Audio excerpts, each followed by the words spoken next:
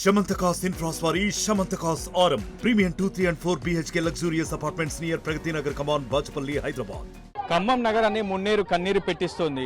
గడిచిన 15 గంటలుగా పూర్తి స్థాయిలో విలవిల్లాడుతూ వరద బాధితులంతా కూడా రోడ్ల మీదకి వచ్చి ఆందోళన చేస్తున్నటువంటి సిచ్యువేషన్ ఖమ్మం నగరంలో నెలకొంది. దాదాపు 15 కాలనీల్లో ఇళ్లలోకి నీరు చేరడంతో పూర్తిగా మున్నేరు వరద తర్వాత బురదంతా కూడా ఇళ్లలోకి మేట వేయడంతో పూర్తిగా వరద బాధితులంతా కూడా ఆందోళన చేస్తున్నారు. తమకు కనీస ఆహారం, తాగునీటి సౌకర్యం కల్పించలేదంటూ రోడ్లపైకి వచ్చి ఆందోళన చేస్తున్నటువంటి సిచ్యువేషన్ కనిపిస్తుంది. మనం ఖమ్మం నగరంలోని దానవాయగూడెం చేరుకున్నాం. ప్రస్తుతం విజువల్స్ లో చూడొచ్చు మనం చాలా మంది ఆందోళనకారులంతా కూడా ప్రస్తుతం ఆందోళన చేసినట్టున్నారు. రామన్నపేట కాలనీ వాసులంతా కూడా ప్రస్తుతం రహదారులపైకి వచ్చి బైఠాయించి నిరసన వ్యక్తం చేసినటువంటి సిచ్యువేషన్ కనిపిస్తుంది. ఖచ్చితంగా తమను ఆదుకునే వారు కనిపించడం లేదు, తమకు భరోసా కల్పించేవారు ఎవరూ లేరు అంటూ కూడా వాళ్ళంతా నిరసన వ్యక్తం చేస్తున్నారు. అసలు వాళ్ళ సమస్యలు ఏంటి, వాళ్ళ డిమాండ్ ఏంటో తెలుసుకునే ప్రయత్నిద్దాం. అన్న, మీ సమస్య ఏంటి, మీ డిమాండ్స్ ఏంటి?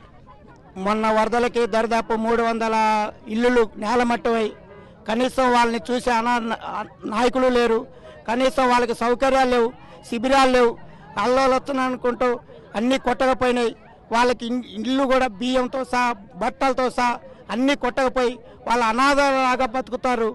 వాళ్ళకి కనీస సౌకర్యాలు కూడా కల్పించలేని ఈ అధికారులు కల్పించట్లేదు. కట్టుబట్టల మీద, నడి రోడ్ల మీద నైట్ తెల్లవాళ్ళు బిక్కు ఉంటూ పిల్లలతోటి, జ్వరాలతోటి, పచ్చవత వచ్చిన వాళ్ళతోటి అనేక మంది దిక్కు తోస్తలో కూర్చున్నారు. వాళ్ళకి అధికారులు, మంత్రి కానీ వీళ్ళు కానీ వచ్చి ఖచ్చితంగా వాళ్ళకి నష్టపరిహారం, ఏ ఇల్లు ఎన్ని కుటుంబాలు అయితే పోయినాయో ఆ కుటుంబాలందరికీ ఆర్థిక సాయంతో పాటు వాళ్ళకి పునరావాసం కల్పించి ఖచ్చితంగా వాళ్ళకి కావాల్సిన ఆర్థిక సాయం అందజేసి వాళ్ళని ఆదుకోవాలని, ఖచ్చితంగా ఈ ఆదుకోకపోతే ఈ ఆందోళన ఇంతటితో విరమించలేదని మేము స్పష్టంగా ప్రభుత్వాన్ని తెలియజేస్తున్నాం.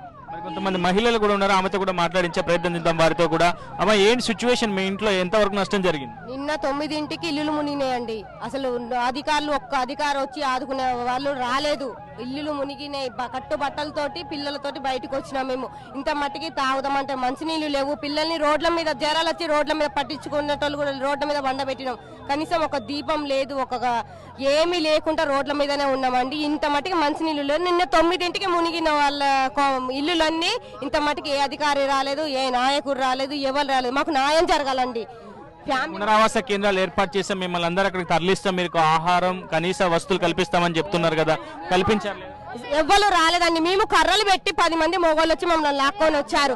1000 రూపాయలు పడవలు వేసుకొని పోయి పడవలల్లో పిల్ల తల్లుల్ని, బాలింతలని, పక్షవాతం వచ్చిన వాళ్ళని 1000 రూపాయలు ఇచ్చి మేము బయటికి రప్పించుకున్నామండి. 10 మందికి నడిచే ఓపిక లేదు, ఎవరు లేరు. అసలు ఒక్క నాయకులు రాలేదు. కర్రలతోటి ఒక్కొక్కరు మేము బయటకు వచ్చినామండి. మంచాల మీద పేషెంట్లను మంచాల మీద మోసుకొని వచ్చినామండి మేము.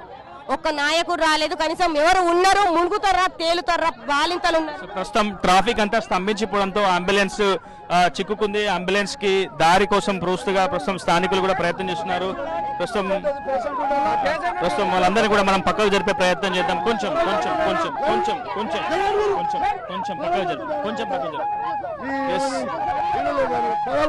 ప్రస్తుతం పూర్తిగా ట్రాఫిక్ అంతా కూడా స్తంభించిపోయినటువంటి సిచ్యువేషన్. కొంచెం బండి పక్కకు పోనీ అన్న, అంబులెన్స్ వస్తుంది. బండి పక్కకు పోనీ, పక్కకు పోనీ అన్న, అంబులెన్స్ వస్తుంది కదా, ఎవరో ఉంటుంటారు కదా లోపల.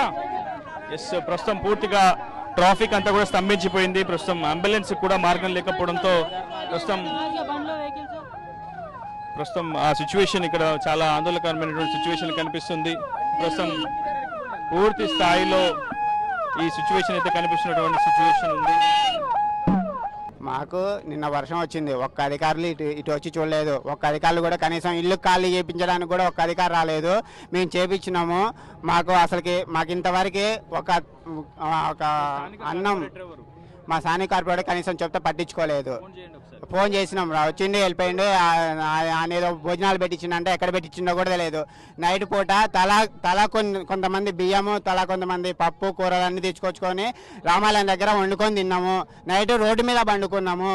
ఇల్లులోకి వచ్చి ఒకసారి చూడవానండి, ఒక్క అధికారిని మాకు కేటాయించి. ఎమ్మెల్యే ఎవరు? మీ ఎమ్మెల్యే ఎవరు? మా MLA Ponguleti Srinivas. Phone number ఉందా? మా దగ్గర లేదు. ఫోన్లో మేము మాట్లాడదలుచుకోలేదు, ఫోన్లో మాకు వద్దు. మాకు ఇక్కడ ఎవరైనా ఒక అధికారి వచ్చి మా ఇంట్లో ఎంత నష్టపరిహారం జరిగింది, మా ఇంటికి ఎంత నష్టపరిహారం జరిగింది వాళ్ళనే చూసుకొని వాళ్ళనే రాసుకొని పోయి మాకు తక్షణం వెంటనే నష్టపరిహారం ఇప్పించండి. పూర్తిగా పెద్ద ఎత్తున ఆస్తి నష్టం సంభవించిందని చెప్పి చెప్తున్నారు. తమకు తక్షణ ఆర్థిక సాయాన్ని అందించాలని చెప్పి వాళ్ళంతా కూడా డిమాండ్ చేస్తున్నారు.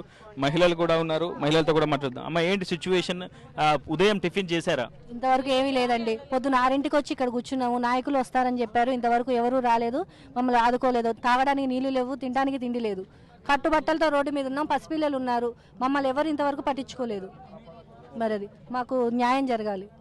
ఏ సమయంలో నిన్న వరద మీ ఇళ్లలోకి వచ్చి చేరింది? మాకు ఉదయం 6ంటి వరకు వచ్చేసిందండి. 6ంటి పునరావాస కేంద్రం నుంచి ఈ రోజు మీకు టిఫిన్ గిట్లా ఏం పెట్టలేదు? రాలేదు, ఏమీ రాలేదు ఇంతవరకు. మీరు వెళ్ళలేదా? వాళ్ళు పంపలేదు? ఏమీ రాలేదు, మేము మాకు లేదు కూడా, వాటర్ కూడా లేవు. అంటే సీఎం రేవంత్ రెడ్డి వస్తున్నారు, మీకు న్యాయం చేస్తామని చెప్తున్నారు. మీకు ఏమన్నా హోప్ ఉందా, ఆశ ఉందా సీఎం రేవంత్ రెడ్డి మీద? మాకు అలాంటి ఆలోచన ఏం లేదు, ఓపు లేదు. మీరు అధికారులే రాలేదు. ఇది రేవంత్ రెడ్డి గారు అక్కడ నుంచి ఇక్కడికి వస్తారండి. సీఎం మా కోసం ఏమొస్తారు? సిఐ గారు వచ్చి పొద్దుటీలు వచ్చి మాకు అర్ధగంటలో మాకు ఎంఆర్ఓ గారు వస్తారని చెప్పారు. కానీ ఇంతవరకు అవుతుంది. 8ంటికి వచ్చినాం, 8 నుంచి ఇంతవరకు అర్ధగంట పోయింది, 2 గంటలు పోయింది, 4 గంటలు అవుతుంది. ఇంతవరకు ఒక్క అధికారులు వచ్చి చూసిపోయిన బాధ్యత లేదు ఒకళ్ళకి కూడా. ఏంది మరి? ఒకసారి మీ తరఫున ప్రతి ఇంటింటికి వచ్చి ఒకసారి వెరిఫికేషన్ చేయండి. మీరు కానీ జనానికి మా బాధ ఏంటనే చూపించండి దయచేసి. మేము మీ తరఫున కోరుకుంటున్నాం. ఇక్కడ ఏం చేద్దామన్నా కానీ మమ్మల్ని ముందుకు పోతే ఆపుతున్నారు, వెనక్కి పోతే ఆపుతున్నారు. ఎవరు ఆపుతున్నారు? ఆపుతున్నారు, మా దాంట్లోనే కొంతమందిని ఆపుతున్నారు.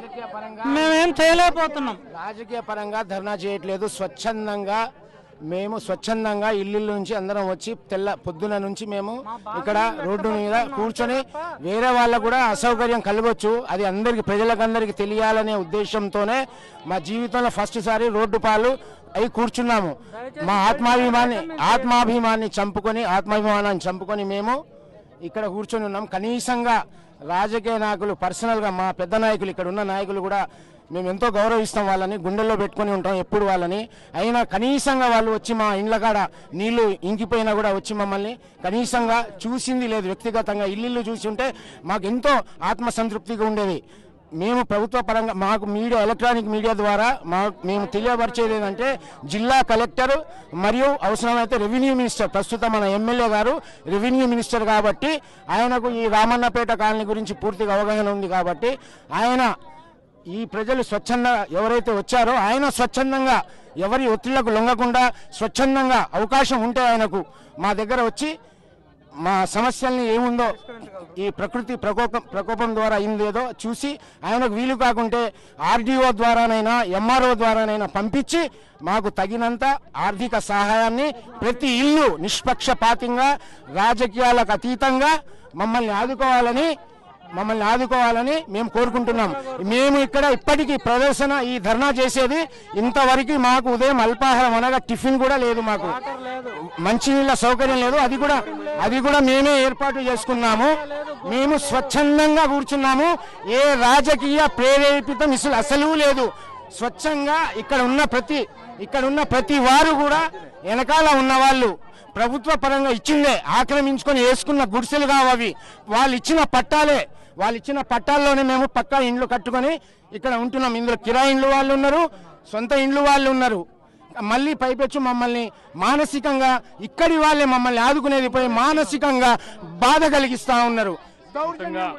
ప్రభుత్వ సహాయక చర్యలు తమ వరకు అందట్లేదని చెప్పి రామన్నపేట వాసులంతా కూడా ఆందోళన వ్యక్తం చేస్తున్నారు. ఉదయం నుంచి అటు మంచినీరు సౌకర్యం కావచ్చు, టిఫిన్ వంటి చేయకుండానే పూర్తిగా నిరసనకు దిగామని చెప్తున్నారు. ప్రభుత్వ మరింత త్వరితగతిన స్పందించి తమకు కనీస సౌకర్యాలు కల్పించాలని, తమకు తక్షణ ఆర్థిక సాయం ప్రకటించాలని, తమను ఆదుకోవాలని, తమకు సంబంధించినటువంటి ఆస్తి నష్టం నుంచి తమను కోలుకునే విధంగా కొంత భరోసా కల్పించాలని అయితే వాళ్ళు ఆందోళన చేసినటువంటి సిచ్యువేషన్ ఉంది. ఇది వీడియో లిస్ట్ అందరితో రిపోర్టర్ ఉదయ్, RTV, దానవాయిగూడెం నుంచి.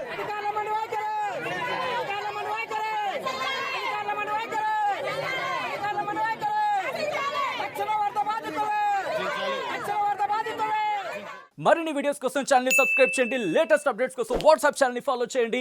అండ్ లింక్ డిస్క్రిప్షన్ లో ఉంది.